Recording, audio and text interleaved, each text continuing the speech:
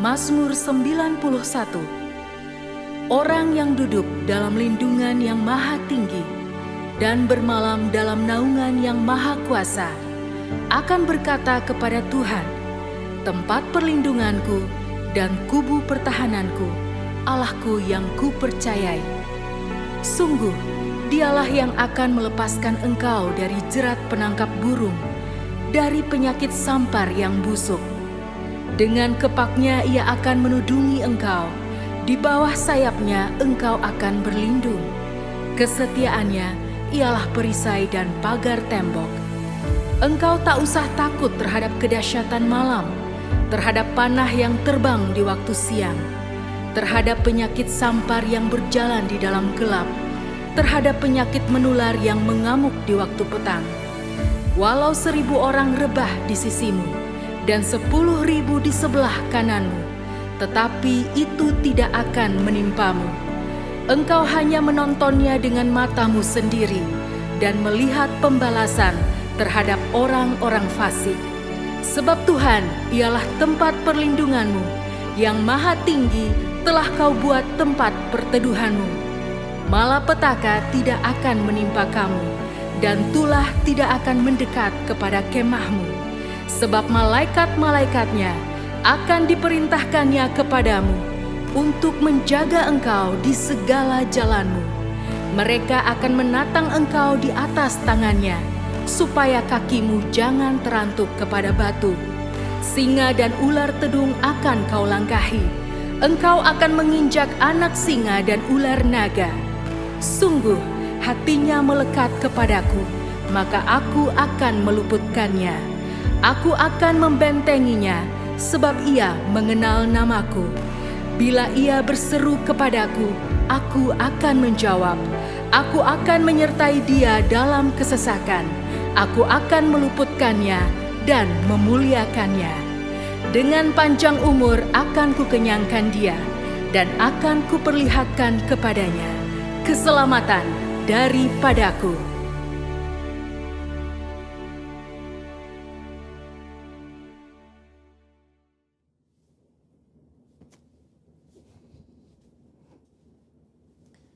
Shalom saudara, saya berdoa kita semua baik dalam lindungan Tuhan. Saat ini kita sedang berada di era postmodernism, di mana salah satu cirinya ialah pendapat pribadi dianggap sebagai hal yang harus diperhatikan dan didengar, sehingga hal tersebut mendapat tempat prioritas dalam kehidupan seseorang. Apa yang dahulu dipercaya dan diajar sebagai sebuah kebenaran, kini dikritisi dan dipertanyakan. Akibatnya, kebenaran atau fakta menjadi sebuah hal yang relatif, dan orang akan cenderung mengutamakan dan mempercayai apa yang dia ingin percayai menurut perasaan dan keinginan hatinya. Begitu pula jika kita membahas mengenai persoalan gender dan LGBTQ. Hal-hal mengenai moralitas dan seksualitas yang sudah dipegang dan dipahami sejak lama, kini dipertanyakan dan diabaikan serta dianggap sebagai sesuatu yang salah dan tidak relevan. Tentu saja pandangan yang menyatakan bahwa setiap orang benar dan bebas melakukan apa yang ia inginkan menurut keinginan dan perasaannya adalah tidak benar. Nah, Voice of Pentecost hari ini adalah seri pertama dari seri Gender Identity Challenge dan LGBTQ. Gender identity adalah identitas jenis kelamin di mana seseorang dapat mengerti dan meyakini jenis kelaminnya berdasarkan organ seksualnya, dan menjalani kehidupannya sebagai seorang individu berdasarkan organ seksual bawaan lahir yang telah Tuhan anugerahkan. Jika sejak awal penentuan gender identity-nya sudah benar, maka jika terjadi preferensi seksual yang menyimpang seperti LGBTQ dapat ditangani. Namun jika penentuan gender identity-nya sudah salah, maka preferensi seksualnya pun pasti akan jadi salah. Pandangan yang beredar saat ini ialah bahwa seseorang bisa dan berhak untuk menentukan gender identity-nya sendiri. Bukan berdasarkan organ reproduksi seksualnya, namun berdasarkan perasaan dan keinginan sendiri. Jadi bisa saja seorang pria yang secara biologis adalah laki-laki, namun karena ia merasa dan menyatakan dirinya sebagai wanita, maka ia dipanggil perempuan dan menggunakan fasilitas umum yang digunakan oleh wanita. bahkan memiliki ketertarikan dan hasrat seksual terhadap seorang pria. Begitu pula sebaliknya. Pandangan ini telah diterima luas dan dilindungi di berbagai negara.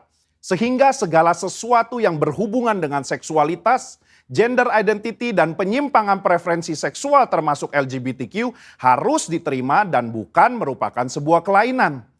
Namun bagaimana menurut Alkitab? Alkitab memandang LGBTQ merupakan penyimpangan seksual yang adalah dosa di mata Tuhan. Kejadian 1 dan 2 menunjukkan bahwa Tuhan menciptakan gender identity laki-laki dan perempuan berdasarkan organ reproduksi seksualnya, bukan lewat feeling dan keinginan manusia. Kata laki-laki dan perempuan di Kejadian 1 ayat 26 sampai 28 merujuk kepada organ seksual yang mereka miliki secara biologis. Penciptaan dan penentuan ini adalah karya Allah yang luar biasa, sebab Ia ingin manusia dapat menghasilkan keturunan lewat organ reproduksi laki-laki dan perempuan. Jadi, jika seorang pria yang secara biologis adalah laki-laki, maka Tuhan ingin agar ia dapat menggunakan organ reproduksi seksualnya untuk menghasilkan keturunan lewat organ reproduksi wanita, itu pun hanya dalam pernikahan. Nah, masalah mulai timbul ketika manusia jatuh dalam dosa. Dosa membuat manusia membawa pikiran, keinginan, dan tindakannya yang terbelenggu oleh dosa, sehingga terjadilah gender identity challenge dan penyimpangan seksual. Orang yang menyimpang ketertarikan dan hasrat seksualnya tidak akan dapat beranak cucu karena kesamaan organ reproduksi mereka. Padahal Allah tidak pernah salah dalam menciptakan manusia. Allah tidak menjadikan manusia mengalami krisis identitas seksual ataupun ketertarikan dan hasrat seksual yang menyimpang. Sebuah penelitian menunjukkan bahwa krisis gender identity dan preferensi seksual justru dipengaruhi oleh 4 faktor. Yang pertama biologi, 2 pengalaman masa kecil, 3 pengaruh lingkungan atau pergaulan, 4 pengalaman saat dewasa. Keempat faktor ini juga bisa kita lihat dalam peristiwa Nuh dan anaknya Ham. Ham melihat aurat ayahnya, entah dia mengejek atau nafsu, perbuatan itu salah secara moral di mata Tuhan. Akibatnya, Nuh mengutuk Ham dan keturunannya. Hal ini menunjukkan adanya keberlanjutan penyimpangan dari Ham kepada keturunannya yaitu Kanaan. Selanjutnya kita melihat bahwa Kanaan dan orang-orang yang mendiami tanah Kanaan memiliki penyimpangan seksual juga. Apa yang terjadi di Sodom dan Gomora di tanah Kanaan dalam Kejadian 19 menunjukkan penyimpangan seksual yang parah dan bahkan sudah mempengaruhi Lot dan kedua anak perempuannya. Lot menganggap hal wajar untuk memberikan kedua anak perempuannya untuk dipergunakan secara seksual oleh kerumunan massa. Dan kelak di dalam pelarian mereka, kedua anak perempuannya pun menganggap normal untuk memiliki anak dari ayah mereka sendiri. Yang akhirnya menghasilkan bangsa Moab dan Amon yang juga akan dihukum Tuhan karena kejahatan yang bangsa ini lakukan. Kesimpulannya, gender identity merupakan hal yang penting dalam diri seseorang. Di mana gender identity tidak ditentukan lewat perasaan dan keinginan hati, melainkan lewat organ reproduksi seksual yang telah Tuhan berikan saat seseorang dilahirkan. Tidak ada orang yang lahir dengan keadaan atau hasrat seksual menyimpang seperti LGBTQ. Seolah-olah Tuhan telah membuatnya demikian. Tuhan tidak pernah salah di dalam menciptakan manusia. Justru dosalah yang membuat manusia membawa pikiran, keinginan, dan tindakannya pada keputusan yang salah. Maka dari itu, diperlukan kemampuan dan keputusan yang tegas dalam memahami dan meyakini gender identity seseorang sedari awal kehidupannya. Sehingga di kemudian hari ia tidak masuk dalam penyimpangan seksual seperti LGBTQ. Saudara, untuk penjelasan lengkapnya dari tim teologi kami, silakan klik link yang ada di atas atau scan QR Code yang tersedia. Salam integritas, Tuhan Yesus memberkati.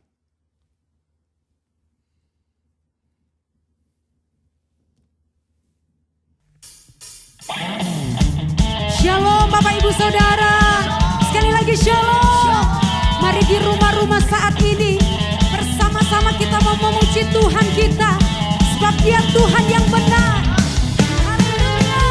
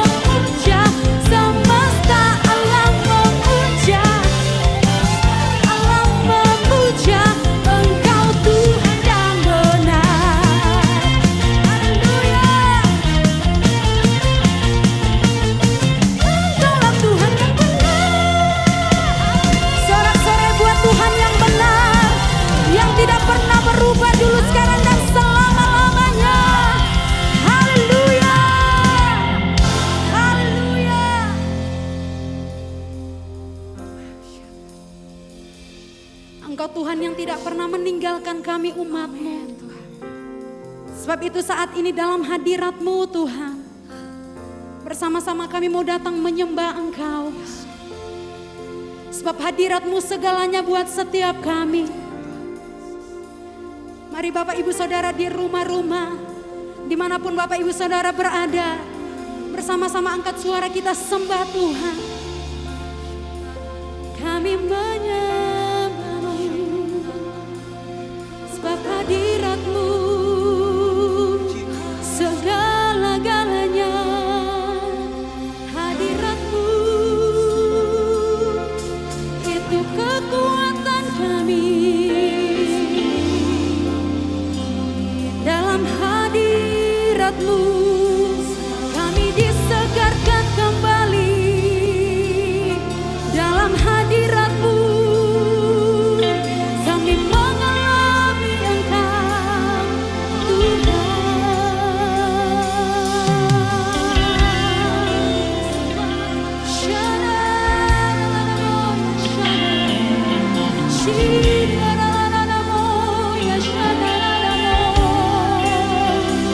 Kami arahkan mata kami memandang Engkau Tuhan, memandang Engkau Yesus.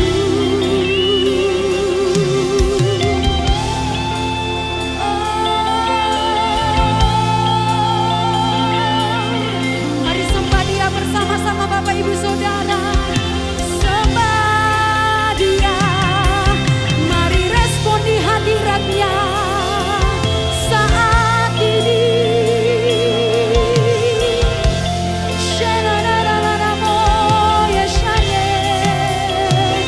We need Your presence, oh Lord. We need Your presence, oh Lord.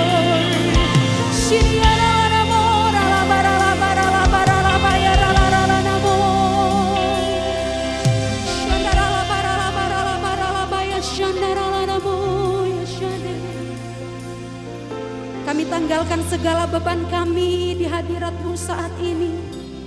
Biar mata kami tertuju kepada Engkau.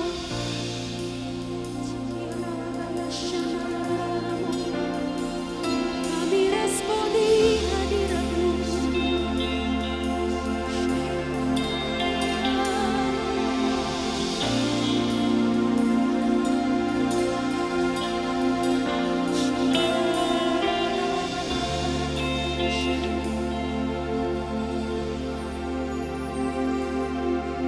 I set my eyes upon Your feet, oh Jesus. I set my heart responding to Your love. I cast my fear and surrender all to You. Lord, here I worship You.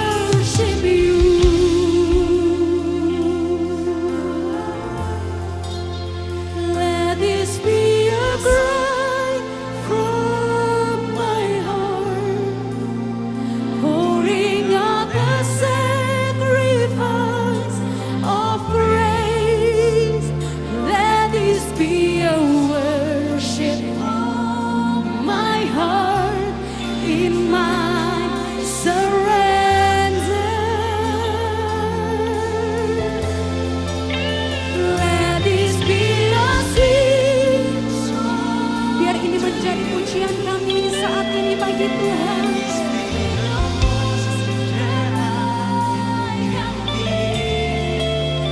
Let this be a worship from my heart for you, my. Let this be a cry. Let this be a cry from my heart, pouring out the sacrifice of praise. Let this be a worship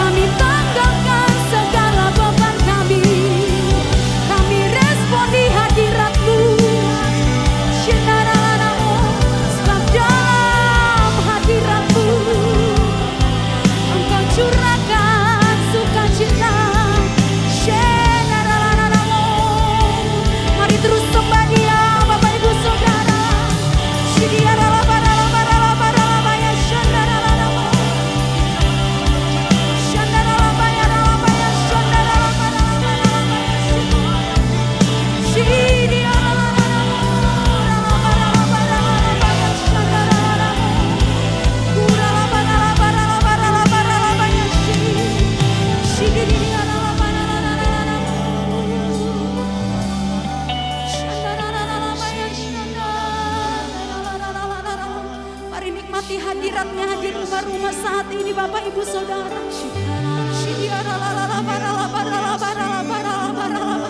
Dia sedang mencurahkan hadiratnya saat ini bagi setiap umat yang meresponinya saat ini.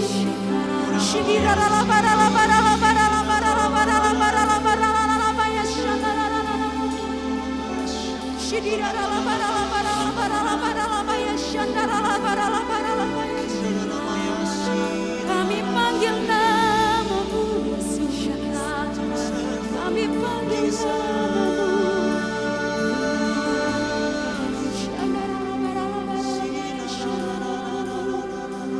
Mari angkat kedua tangan kita Bapak Ibu Saudara bersama katakan, Yesus,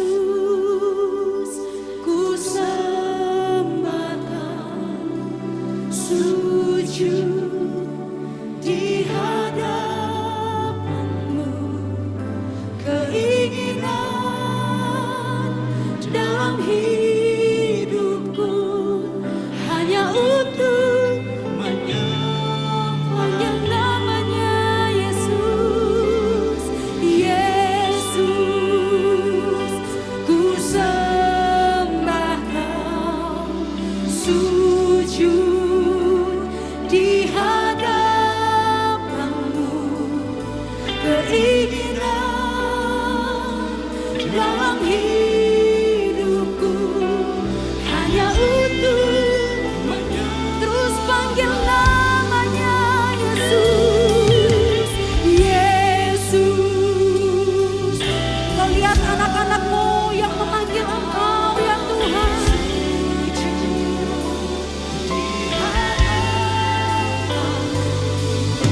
Keinginan dalam hidupku hanya untuk di rumah-rumah saat ini panggil namanya Yesus. Ku sembah Kau, sujud di hadapan-Mu, keinginan dalam hidupku. Mari sekali lagi Bapak Ibu Saudara, dengan tangan yang terangkat katakan, Yesus, ku sembah Kau. Sebab dalam hadirat-Mu kami berjumpa dengan Engkau. Keinginan dalam hidupku hanya untuk menyembah-Mu. Keinginan dalam hidupku hanya untuk ini kerinduan setiap kami. Keinginan dalam hidupku hanya untuk menyembah-Mu.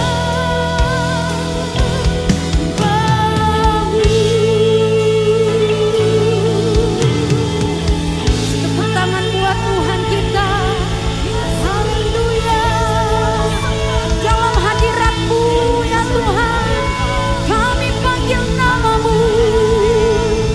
Dalam hadirat-Mu ya Tuhan, Engkau curahkan kuasa-Mu. Haleluya.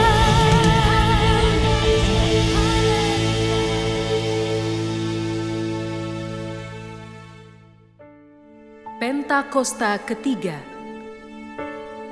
Pentakosta ketiga adalah pencurahan Roh Kudus yang dahsyat di zaman ini, melebihi yang terjadi di Azusa Street.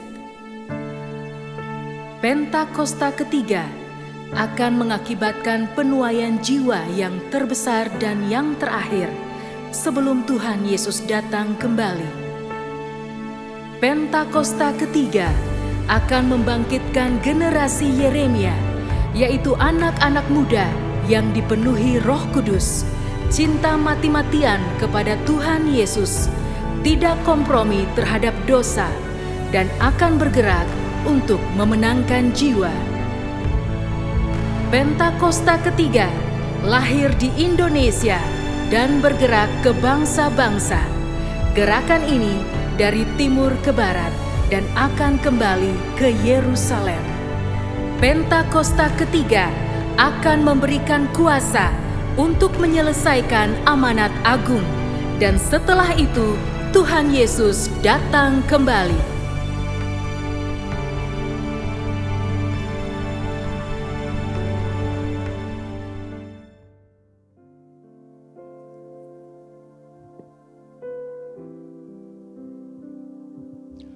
Bapak Ibu Saudara, mari kita bersatu dalam doa. Bapa kami dalam surga, terima kasih Tuhan untuk hari ini. Terima kasih untuk kesehatan yang Kau berikan pada kami, sehingga kami bisa berkumpul, berdoa, memuji dan memuliakan nama-Mu dalam ibadah online hari ini. Kami sebagai umat Tuhan, sebagai jemaat-Mu, memberikan diri kami Tuhan sepenuhnya untuk kami bisa berjalan dalam kehendak Tuhan sesuai dengan firman Tuhan. Biarlah pimpinan Roh Kudus dalam hidup kami bisa menjadi nyata, memenuhi pikiran kami, memenuhi tubuh kami, sehingga kami melakukan segala sesuatu sesuai dengan kehendak Tuhan.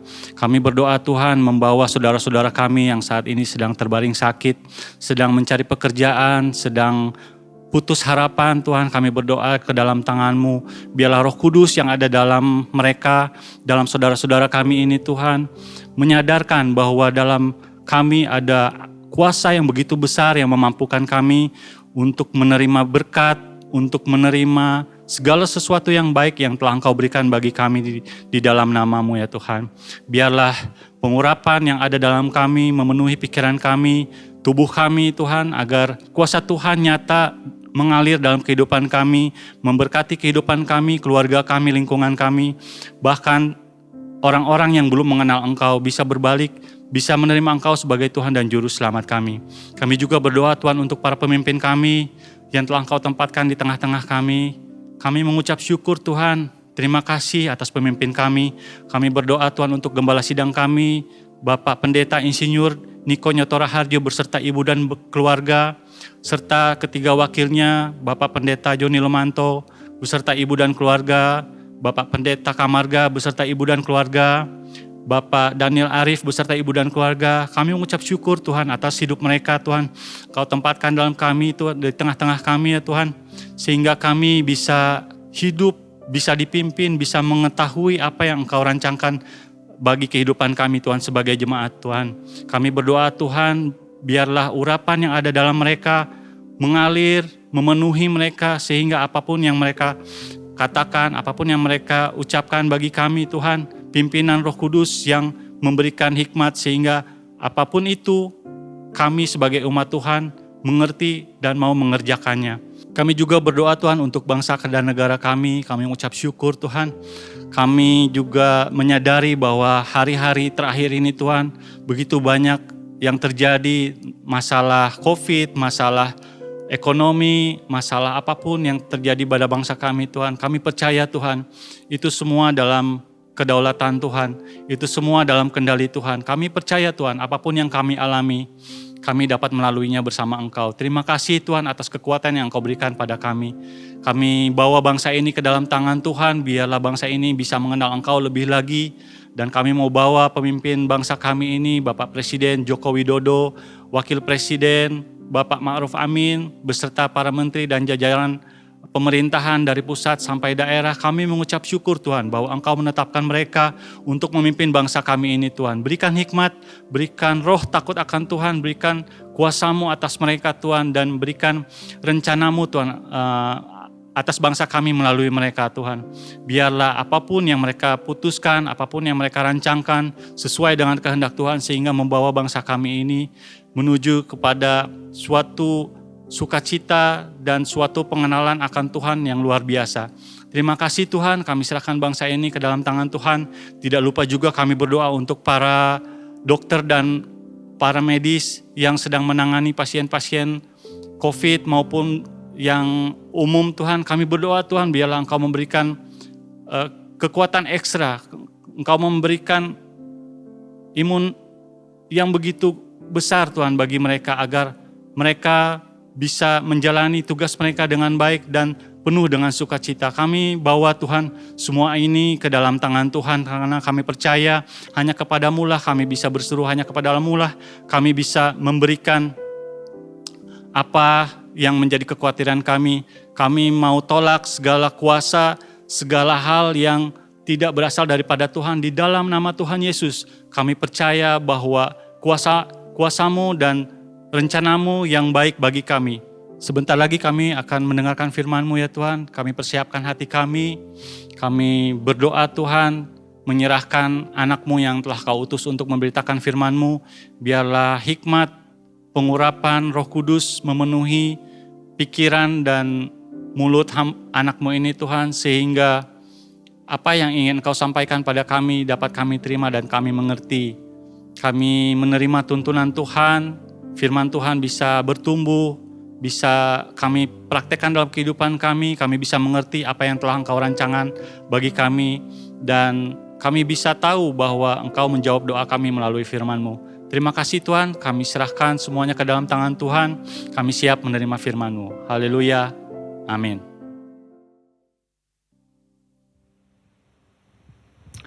Puji Tuhan, Bapak Ibu Saudara, salam sejahtera bagi kita semua. Mari kita sekarang siapkan hati kita untuk mendengarkan firman Tuhan. Saya ajak kita melihat dalam Efesus pasal yang keempat, ayat 13 sampai ayat 15. Efesus pasal yang keempat, ayat 13, 14, dan 15. Saya akan bacakan demikian firman Tuhan. Sampai kita semua telah mencapai kesatuan iman dan pengetahuan yang benar tentang anak Allah, kedewasaan penuh dan tingkat pertumbuhan yang sesuai dengan kepenuhan Kristus, sehingga kita bukan lagi anak-anak yang diombang-ambingkan oleh rupa-rupa angin pengajaran, oleh permainan palsu manusia dalam kelicikan mereka yang menyesatkan, tetapi dengan teguh berpegang kepada kebenaran di dalam kasih, kita bertumbuh di dalam segala hal ke arah Dia, Kristus, yang adalah kepala. Jadi Bapak Ibu Saudara, Rasul Paulus mengingatkan kita sebuah target utama dalam perjalanan kehidupan Kristen kita. Target utamanya dikatakan sampai kita semua, siapapun kita. Ini bukan target hanya untuk para hamba Tuhan. Ini bukan target hanya untuk mereka yang melayani dan memiliki jabatan-jabatan pelayanan. Tetapi Paulus berkata sampai kita semua, termasuk jemaat, ya pria dan wanita, tua dan muda, kita semua mencapai kesatuan iman. Ini target kita. Lalu pengetahuan yang benar tentang anak Allah, kedewasaan penuh, dan tingkat pertumbuhan yang sesuai dengan kepenuhan Kristus. Nah, kita semua harus mencapai target ini. Intinya, kalau saya rangkumkan, target utama kita selama kita hidup di dunia sebagai orang Kristen adalah kita harus mencapai tingkat kedewasaan penuh, yang akhirnya kita menjadi serupa dengan Dia, Kristus, yang adalah kepala. Nah, masih disayangkan, masih banyak kita semua orang Kristen, kita punya target, tapi tidak seperti itu target kita. Ada banyak orang Kristen ikut Tuhan targetnya hanya ingin kaya. Ada banyak orang Kristen ikut Tuhan targetnya hanya ingin bahagia, nyaman, punya ini dan punya itu.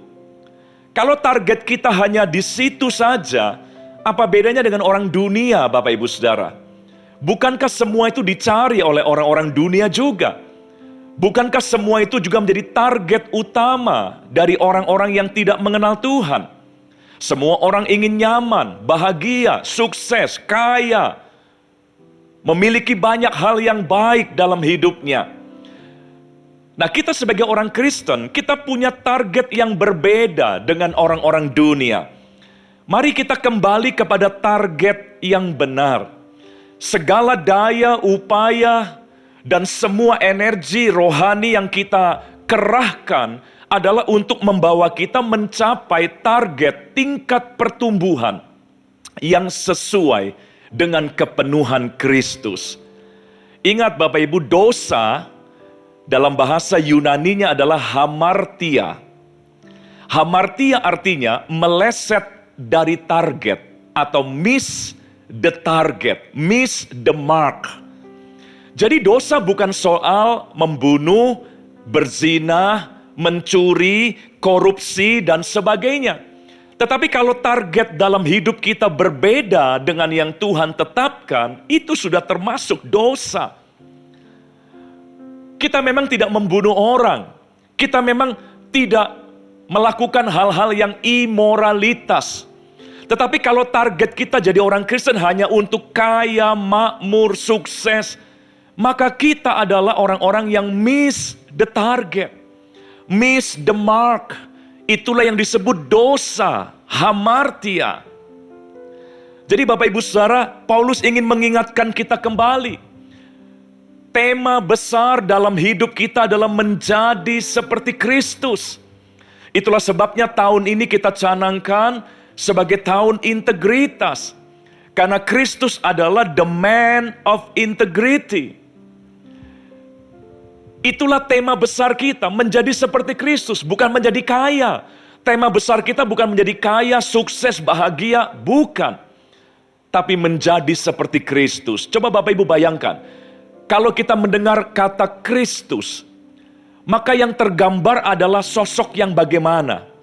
Apakah ketika kita mendengar kata Kristus, langsung terbayang seorang yang kaya, punya istana, punya emas perak, sukses, dan sebagainya? Saya rasa tidak. Kristus adalah gambaran seorang yang taat, murah hati, penuh kasih, setia, rela berkorban, bahkan sampai mati di kayu salib. Jadi Kristus adalah figur yang berbicara tentang karakter yang baik. Begitu kita mendengar kata Kristus, langsung terbayang satu sosok yang karakternya indah. Bukan satu sosok yang kekayaannya banyak. Bukan satu sosok yang punya harta berlimpah-limpah. Tidak. Nah, tema besar, tema utama kita dalam hidup ini adalah menjadi Kristus, menjadi orang-orang yang berkarakter. Setelah Tuhan menyelamatkan kita, maka selama kita di bumi, tujuan utama kita adalah kita bertumbuh, diubahkan terus-menerus sampai akhirnya menjadi seperti Kristus. Nah, Bapak Ibu Saudara, oleh sebab itu kita harus berani berubah. Dan untuk berubah, kita harus menerima setiap krisis, tantangan, dan persoalan yang datang dalam hidup kita. Persoalan dan krisis serta tantangan, problematika kehidupan, itu adalah salah satu sarana yang memaksa banyak orang mau nggak mau berubah. Dan ketika orang berubah, maka orang semakin dewasa, semakin matang. Itulah sebabnya pandemi diizinkan Tuhan. Belum lagi krisis-krisis individu secara personal. Pergumulan-pergumulan personal yang kita hadapi. Saudara, untuk berubah kita perlu tantangan. Kadang-kadang kalau nggak ada tantangan, orang nggak mau berubah. Itulah sebabnya harus ada situasi-situasi yang men-challenge, menantang.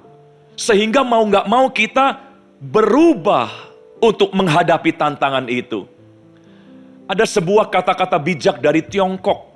Ini kata-kata bijak kuno yang mengatakan begini, hidup memang harus penuh dengan kesulitan. Hidup memang harus penuh dengan kesusahan. Sebab lewat kesulitan dan kesusahan itulah kita berubah dan kita menjadi semakin kuat. Nah, orang-orang Kristen yang targetnya berbeda dari apa yang Paulus tadi nyatakan, orang-orang Kristen yang ikut Tuhan ke gereja, melayani hanya karena ingin diberkati, ingin kaya, ingin berhasil, dan sebagainya. Maka orang-orang Kristen seperti itu akan gampang kecewa ketika Tuhan izinkan tantangan hadir dalam hidupnya. Padahal Tuhan izinkan tantangan itu hadir untuk memaksa kita berubah. Tetapi orang-orang yang targetnya salah, mereka akan gampang menjadi kecewa, hancur, dan meninggalkan Tuhan.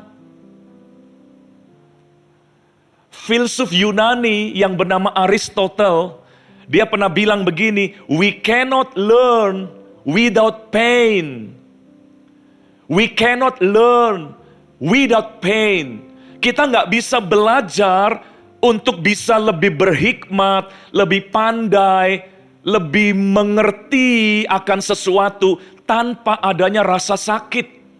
Rasa sakit itulah yang mungkin muncul karena persoalan yang ada, krisis yang datang, itu memberikan memang rasa sakit, memberikan ketidaknyamanan, tetapi lewat itu semua, manusia menjadi orang-orang yang berpikir. Manusia akhirnya mengalami peningkatan dalam peradaban kehidupan umat manusia. Karena lewat semua krisis, tantangan, bencana yang ada, manusia mulai berpikir bagaimana untuk mengatasi semuanya. Jadi Bapak Ibu Saudara, kalau benar kita punya target menjadi seperti Kristus, maka kita adalah orang-orang yang harusnya siap untuk berhadapan dengan segala yang tidak menyenangkan dalam hidup kita.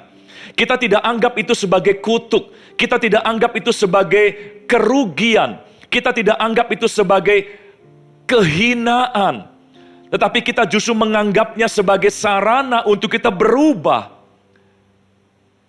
sehingga kita bisa terus didewasakan, disempurnakan, menjadi sama seperti Kristus. Tuhan Yesus pun tidak pernah menjanjikan kenyamanan. Tuhan Yesus tidak pernah menjanjikan segala hal yang serba enak. Masih ingatkah Bapak Ibu ketika Tuhan berkata, kalau orang mau ikut aku, Tuhan malah tawarkan dua benda yang identik dengan ketidaknyamanan, yaitu kuk dan salib. Semua yang mau ikut aku, harus pikul salibnya, harus pikul kuknya setiap hari. Kuk bicara, alat untuk kerja keras.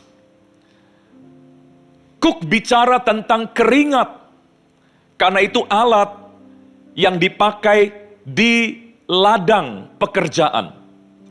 Salib bicara tentang darah, penderitaan. Itulah yang Tuhan tawarkan. Tuhan tidak tawarkan kenyamanan. Bahkan di dalam Injil Matius pasal yang ke-8 ayat 19 sampai ayat 20, Bapak Ibu. Matius 8 ayat 19 sampai 20. Dikatakan demikian, lalu datanglah seorang ahli Taurat dan berkata kepadanya, Guru, aku akan mengikut engkau kemana saja engkau pergi. Wow. Inilah yang dicari oleh banyak pemimpin kan. Follower-follower yang radikal. Follower-follower yang begitu antusias. Guru, aku akan mengikut engkau kemana saja engkau pergi. Tapi Yesus justru menjawab di ayat 20. Yesus berkata kepadanya, serigala mempunyai liang dan burung mempunyai sarang, tetapi anak manusia tidak mempunyai tempat untuk meletakkan kepalanya. Artinya, kalau kamu benar mau ikut aku, siap tidak nyaman, siap berpeluh, siap untuk hadapi tantangan, siap dengan yang namanya capek, berkorban, sengsara mungkin. Itulah yang Yesus tawarkan. Yesus nggak pernah tawarkan kenyamanan. Saudara, kalau Yesus menawarkan kenyamanan, dia tidak akan mati di kayu salib. Orang-orang akan menyambut dia. Orang-orang akan mengeluh-elukan dia. Kalau Yesus menawarkan ya kelimpahan, berkat, materi, sukses dan sebagainya, dia tidak akan disalib. Itulah sebabnya mari di tengah kemajuan dunia modern hari-hari ini, kekristenan kita jangan sampai disimpangkan targetnya atau sasarannya. Mari kita kembali kepada sasaran yang benar. Ya, selama kita di muka bumi ini, goal utama kita adalah diubahkan terus sampai menjadi serupa seperti Kristus. Dan kalau kita punya target seperti itu, kita tidak akan gampang mengeluh ketika ada masalah datang. Ketika ada persoalan datang, ketika Tuhan izinkan yang sulit-sulit datang, kita nggak akan mengeluh karena kita tahu lewat semuanya kita akan semakin diubahkan. Kita akan bisa mengucap syukur untuk setiap tantangan yang ada. Seperti yang Rasul Paulus tuliskan di dalam 2 Korintus pasal yang keempat. 2 Korintus pasal yang keempat ayat 16 sampai ayat 18. 2 Korintus 4 ayat 16 sampai ayat 18 dikatakan demikian. Sebab itu kami tidak tawar hati, kami tidak kecewa, kami tidak putus asa begitu. Tetapi meskipun manusia lahiriah kami semakin merosot, namun manusia batiniah kami dibaharui dari sehari ke sehari.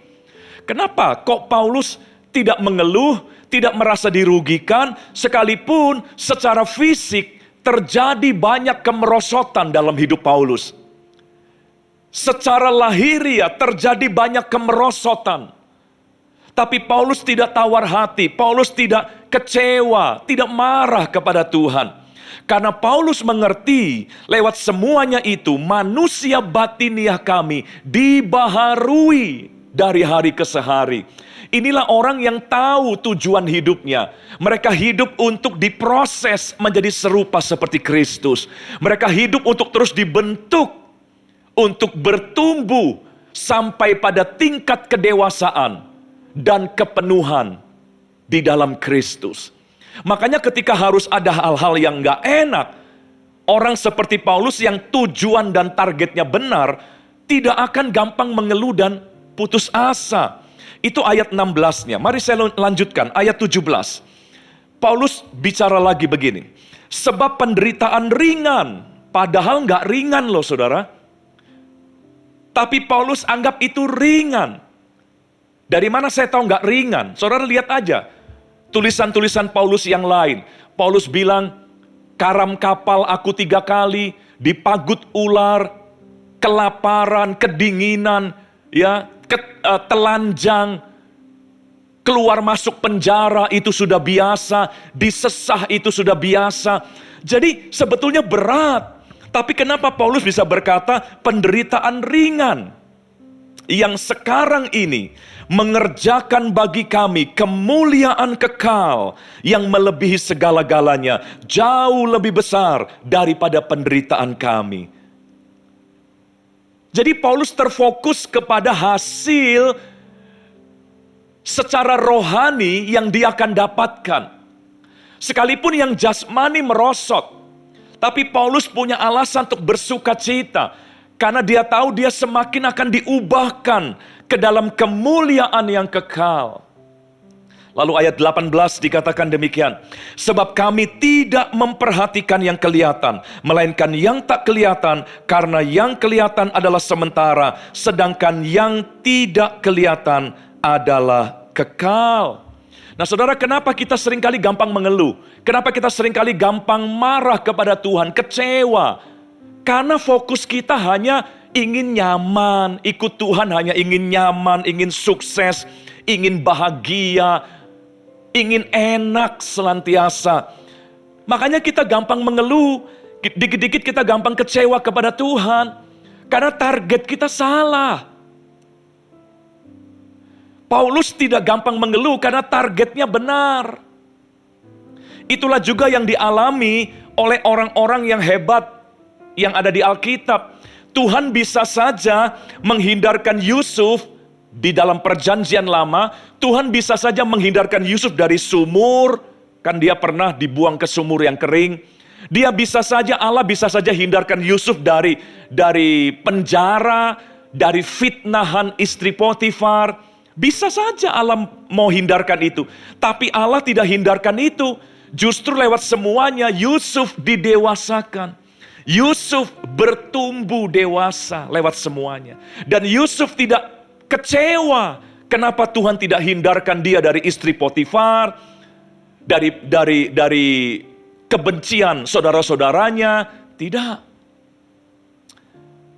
Hal yang lain juga, Allah bisa saja hindarkan Daniel dari gua singa.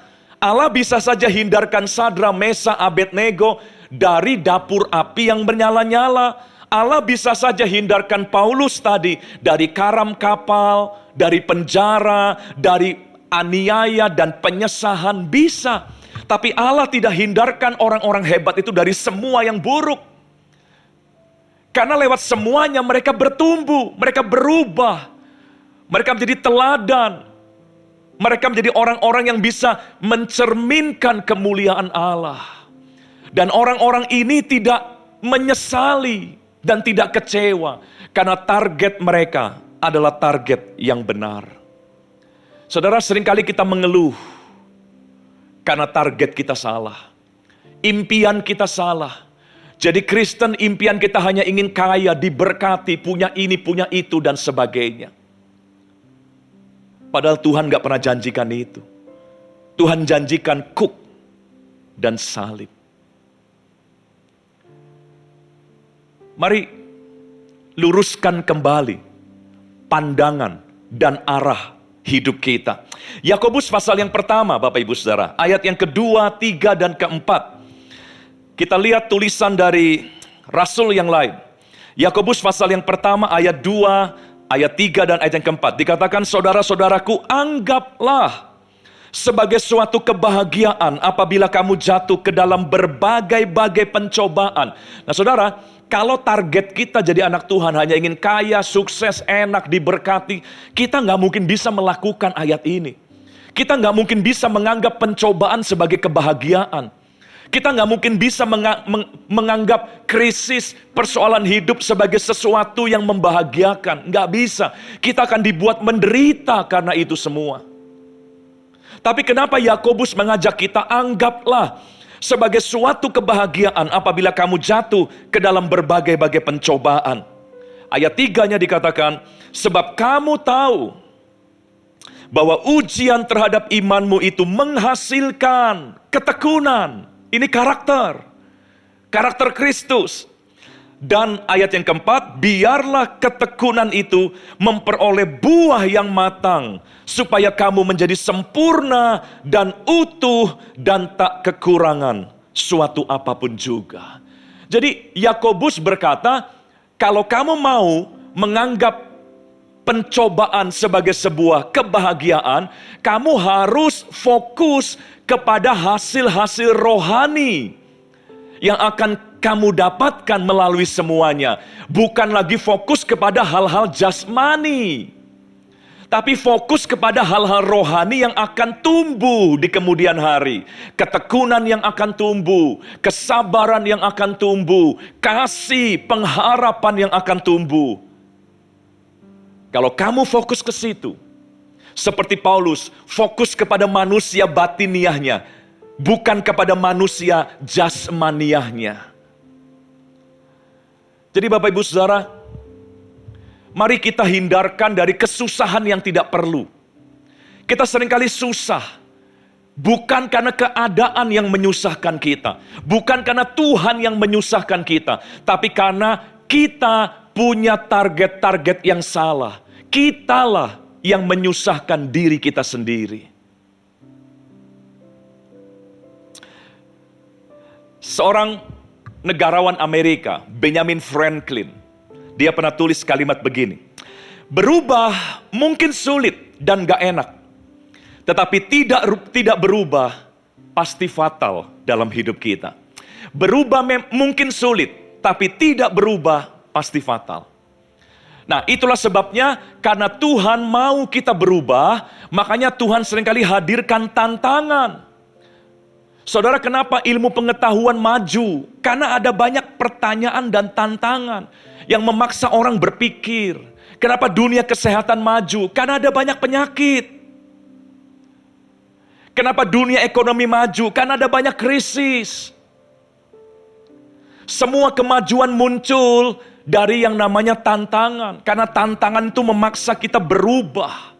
Dan ketika kita berubah, kita semakin dewasa dan semakin matang.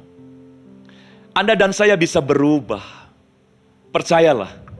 Ya, makanya jangan lagi salah target dalam hidup kita. Ada cerita, seorang pendaki gunung legendaris yang namanya Edmund Hillary. Begitu hebatnya prestasi yang dia buat, sehingga dia mendapat gelar kebangsawanan Sir Edmund Hillary. Nah, ketika dia ingin menaklukkan puncak tertinggi dunia, yaitu puncak Everest, Mount Everest, usahanya yang pertama gagal. Dan bukan cuma gagal, dia hampir mati, terbunuh dalam usahanya yang pertama. Lalu beberapa pengamat dan wartawan berpikir pasti orang ini pasti kapok, nggak mungkin mau coba lagi. Tapi ternyata nggak berselang lama dari kegagalannya, Edmund Hillary mengumpulkan wartawan dan memberikan konferensi pers bahwa dia menetapkan tanggal di mana dia akan mencoba kembali untuk menaklukkan Mount Everest. Lalu ketika dia mengumumkan seperti itu, ada beberapa yang bertanya, kamu nggak jerah, kamu nggak kapok, masih hidup aja kamu untung loh. Kemarin kamu harusnya mati katanya. Tapi Edmund Hillary bilang begini, ya saya gagal kemarin, saya hampir fatal, hampir mati kemarin, betul. Tapi kenapa saya mau mencoba kembali? Dia bilang, karena Gunung Everest tidak berubah. Tingginya dari dulu seperti itu terus. Tapi aku bisa berubah. Aku bisa mengubah pengetahuanku menjadi lebih baik daripada sebelumnya. Aku bisa mengubah strategiku. Aku bisa mengubah alat-alat perlengkapan dan penunjang yang aku akan bawa nanti. Gunung itu tidak berubah, tapi aku bisa berubah. Jadi artinya, yang tidak berubah akhirnya akan ditaklukkan oleh yang berubah. Nah, akhirnya Edmund Hillary menaklukkan Mount Everest. Nah, saudara, dalam hidup kita pun seperti itu. Bahkan kita menghadapi krisis yang terus berubah. Masa kitanya nggak berubah? Kita menghadapi serangan-serangan iblis yang terus berubah. Kita menghadapi tantangan-tantangan yang terus berubah. Masa kitanya nggak berubah? Yang tidak berubah akhirnya akan ditaklukkan. Kalau kita nggak pernah mau berubah, kita stuck. Sementara iblis terus berubah dengan semua strategi dan caranya, maka yang tidak berubah satu saat akan ditaklukkan. Mari kita berubah, Bapak Ibu. Ya, mari kita berubah. Dan untuk berubah kita harus menyambut setiap tantangan yang ada. Kita jangan kecewa, jangan larut dalam keputusasaan. Kita sambut tantangan yang ada, yang menjadi alasan untuk kita berubah. Dan perubahan kita hanya ke arah Dia, Kristus, yang adalah kepala. Ayat terakhir yang saya ingin bagikan, dalam 1 Korintus 3 ayat yang ke-6. 1 Korintus 3 ayat yang ke-6. Dikatakan demikian, aku menanam, Apolos menyiram. Aku itu Paulus. Jadi Paulus menanam, Apolos menyiram. Tetapi Allah yang memberi pertumbuhan. Jadi pertumbuhan itu kolaborasi antara kita, dalam hal ini Paulus dan Apolos, manusia yang sama dengan kita, dan pihak Allah yang akan menumbuhkan. Bagian kita apa? Menanam. Aku, kata Paulus, aku menanam, Apolos menyiram. Jadi mari, bagian kita adalah kita tanam kerinduan, benih kerinduan, kemauan, kerelaan untuk bertumbuh. Kita menanam, waktu ditanam memang hanya berupa benih. Ya, kecil. Kelihatannya nggak terlalu penting. Ya, tanam kerinduan, tanam kerelaan, tanam kehausan untuk bertumbuh. Nanti Tuhan akan kirim orang lain, Apolos akan menyiram. Tuhan akan kirim acara, sarana, program untuk menyiram kerinduan yang kita tanam. Dan pada akhirnya Allah lah yang menumbuhkannya. Pertumbuhan rohani, kedewasaan rohani tidak datang secara mujizat, tiba-tiba langsung ada. Tidak. Anda harus rajin setiap hari menanam kerinduan, saya mau bertumbuh hari ini. Saya mau lebih baik dibanding hari kemarin. Saya mau lebih dewasa. Tanam benih-benih kerinduan. Nanti Tuhan akan pakai pihak lain untuk menyirami benih itu. Dan pada akhirnya Allah lah yang akan menumbuhkannya. Selamat bertumbuh di dalam Tuhan Bapak Ibu Saudara. Ke arah Dia, Kristus yang adalah kepala. Tuhan memberkati kita semua, mari kita berdoa. Tuhan, materaikan firman-Mu dalam hati kami semua. Dan biarlah setiap kami tidak lagi alergi, tidak lagi gampang kecewa dengan semua tantangan yang ada. Dan biarlah kami tidak lagi hanya memasang target hanya untuk diberkati, menjadi kaya, sukses dan sebagainya. Tapi biarlah kami punya target yang benar, menjadi seperti Kristus selama kami di bumi ini. Biarlah kami menjadi seperti Kristus, memberkati setiap umat-Mu dimanapun mereka berada. Dalam nama Tuhan Yesus kami berdoa. Haleluya. Amin. Amin. Mari, angkat tangan saudara, terimalah berkat Tuhan. Kasih karunia yang berlimpah-limpah daripada Allah Bapa dalam Anak yang tunggal Yesus Kristus. Persekutuan yang manis dengan Roh Kudus menyertai saudara sekalian mulai hari ini.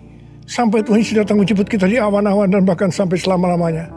Yang percaya bersama-sama katakan, Amin.